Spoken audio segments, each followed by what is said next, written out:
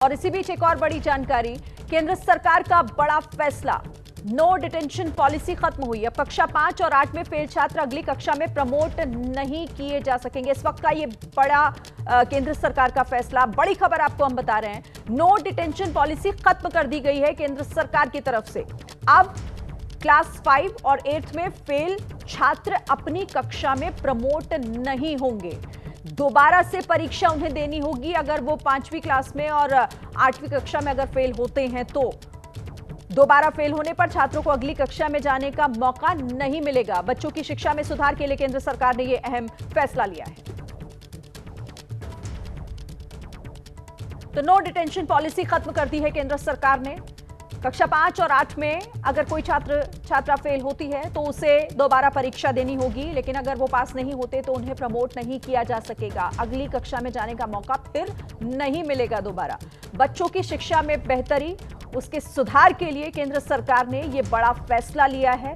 परीक्षा पास करने पर ही अगली क्लास में जाना पॉसिबल हो पाएगा। अगर फेल होते हैं तो ये जो नो डिटेंशन पॉलिसी थी, इसे अब इसके जरिए आगे प्रमोट नहीं किया जा सकेगा किसी भी स्टूडेंट को। ये बड़ी खबर है इस वक्त की, और इसके पीछे सुधार एक बड़ी वजह बताई गई है। शिक्षा में सुधार को लेकर ये फैसला लिया गया है। में हर प्रयास करने के पश्चात हम लोगों ने ये निर्णय लिया है कि 5वीं में और 8वीं में हर प्रयास करने के पश्चात यदि डिटेंशन करने की आवश्यकता पड़े तो डिटेन किया जाए, लेकिन उसमें यह भी प्रावधान किया गया है कि 8वीं कक्षा तक किसी भी बच्चे को हमारे स्कूलों से निष्कासित नहीं किया जाए।